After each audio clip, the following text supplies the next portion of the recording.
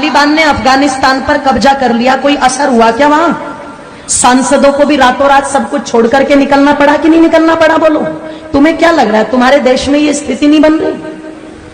तुम्हारे बीच से अगर किसी एक बहन बेटी ने कोई बात टीवी डिबेट के ऊपर बोल दी और वो बोली है जो लिखा हुआ है, प्रमाण है, वो झूठ नहीं है, वो कोई अलग से निकाल करके नहीं बोली। अगर किसी 80 साल के खूसड़, ध्यान रखना, मुसलमान को शादी करनी होती है तो वो यही उदाहरण उठा करके लाते हैं, यही वाले। पर आज यही बात अगर किसी बहन बेटी ने बोल दी और उनकी तादाद, उनकी हिम्मत देखो इतनी बढ़ गई कि उन्होंने जगह जगह देश के अंदर आग लगा दी। जब तुम्हारे शिव जी के बारे में बोला तो किसी के कानों पर चू तक नहीं रेंगी। तुम्हारी माता पार्वती के बारे में बोला तब कानों पर चू तक नहीं रेंगी। उन्होंने सीता को व्यभिचारिणी बता दिया तो तुम्हारे कानों पर चू तक नहीं रेंगी।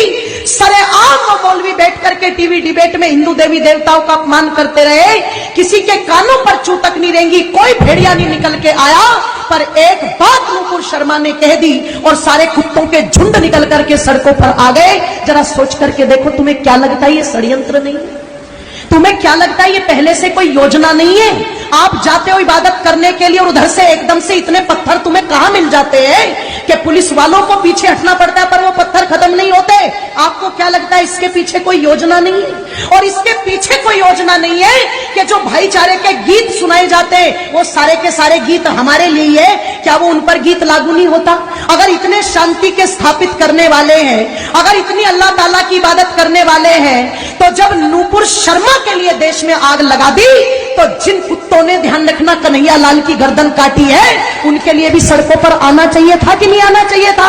तब तो पता लगे कि ये भाईचारे का पाठ दोनों तरफ से चल रहा है। और तुम एक पक्ष को लेकर के आग लगा दो देश में और दूसरे पक्ष पर तुम दुदकारी मान करके बिल में घुस जाओ, इससे पता नहीं लगता। ध्यान रखना, इसलिए थोड़े से सचेत हो जाओ। थोड़ी सी तो आवश्यकता है आप लोगों को जागरूक होने की। थोड़ा सा तो विचार और मंथन चिंतन माताओं तुम भी करो कि तुम कर क्या रही हो आज।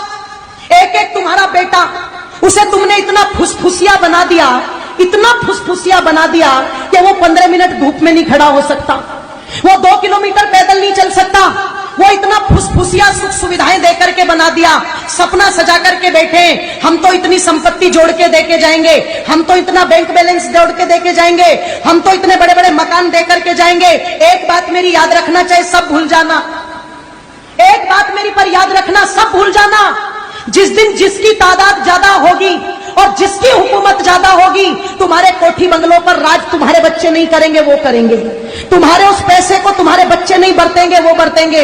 तुम्हारी संपत्ति पर मालिकाना अधिकार तुम्हारा नहीं होगा, उनका होगा। अगर यकीन ना हो तो कश्मीर का इतिहास ज्यादा पुराना नहीं है, अगर यकीन ना हो तो पाकिस्तान को अलग हुए ज्यादा समय नहीं हुआ है, जब रातों रात अपना सब कुछ छोड़कर के वहां से भगना पड़ा था। वो जमीन भी छोड़ी, वो कोठी बंगले भी छोड़े, वो धन संपत्ति भी छोड़ी।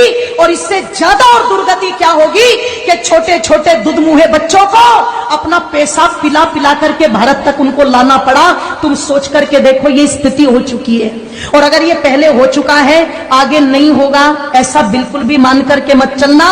क्योंकि जो कौम अपने भूले इतिहास से शिक्षा नहीं लेती, उस कौम के मिटने में कभी भी देर नहीं लगती।